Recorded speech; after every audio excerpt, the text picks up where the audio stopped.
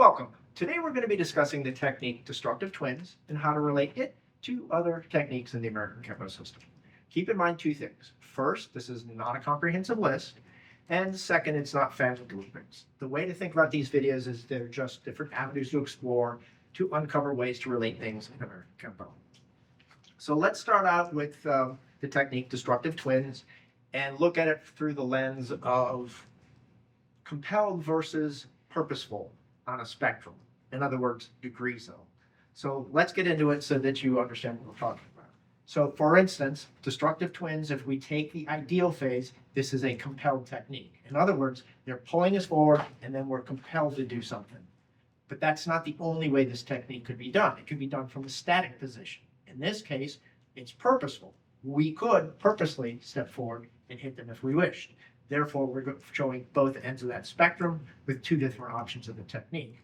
So let's do that exact same thing, but let's do it from a different perspective. And from this perspective, destructive twins, we had the two hand grabs pulling in, but we could do it with a single hand from the side rather than from the front. And this would bring us something like grip of death, where they're compelling us to step forward, and now we're doing that reaction the same way, only from a double forward to an inward and upward, or downward and upward and inward and inward.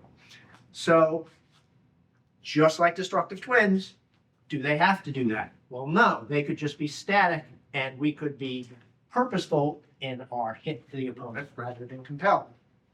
Okay, let's do this one more way, and that would be, if you notice, we went from two hands to the right hand, from forward to side, but then we can take it from the back and their left hand.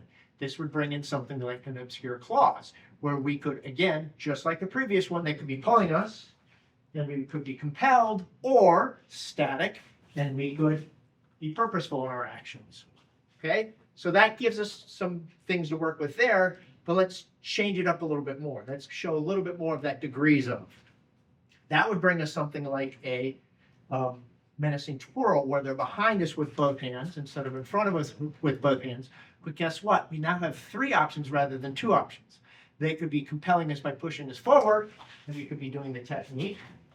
We could be compelled going backwards and do the exact same technique, or they could be static and we could choose to do this technique. And the interesting thing about it is we could have chosen to step backwards, or we could step forward depending upon our environment. Okay? So let's kick this up one more notch and let's talk about the opposite. So far, we have been compelled to do something. Let's compel the opponent to do something. Very interesting concept. So in this case, that brings in something like a sheer sword, where we do that exact same grab, but now we are trying to elicit something from our attacker. In this case, we want them to pull us back. So as we step forward, we're starting to take advantage of the fact that we want them to pull us back and doing purposeful compliance here. Well, we're actually complying with what they're doing because they're compelling us to step back.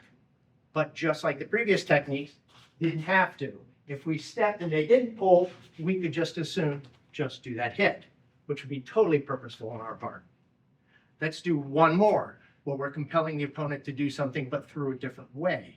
In this case, something like a reversing mace, where what we're doing is we're compelling them to punch where we want them to punch, rather than any way they want to hit us, or with whatever weapons they want to hit us. What we're going to do is we're going to compel the opponent in order to give them an opening which they can hit and cover everything else up, and that's called framing.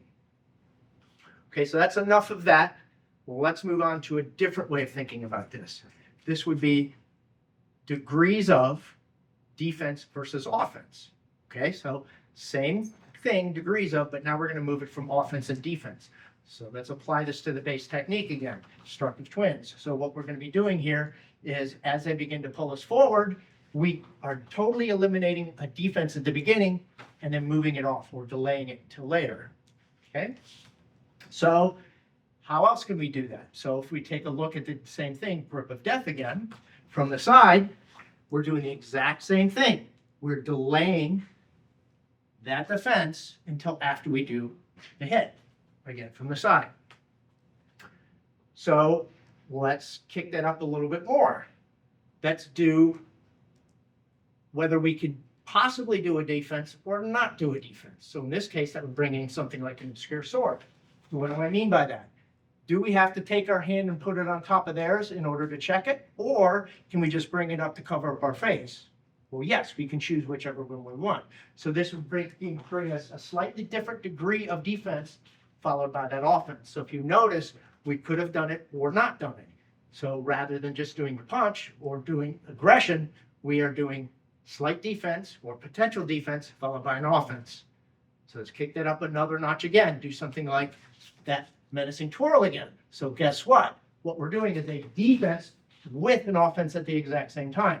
So if you notice what's happening here, we are doing a purposeful defense with a purposeful offense here. So they're done simultaneously with one another. So let's kick that up yet a little bit more with a different way to think about this. And we're going to do it towards the camera so you can see it. Obscure claws. What we're doing here is we're doing a defense with an offense through sophisticated motion. Sounds kind of complicated, so what does that mean? What that means is I'm just not going to try and claw this guy with my hands. What I'm going to do is I'm going to do a defense by raising this elbow up and then extending it through ratcheting to hit the opponent. So what I'm doing is I'm defending myself with the upper part of my arm here as I step and then extending in order to do that hit. And then notice the left hand here is also doing the cover too, just in case the right hand wasn't sufficient. Okay, there's yet one more way to think about this. That would be defense followed by offense, which is typically the standard way we deal with things. And that would bring in something again like reversing mace, where we're framing the guy. What we're doing is defense and then follow that with offense.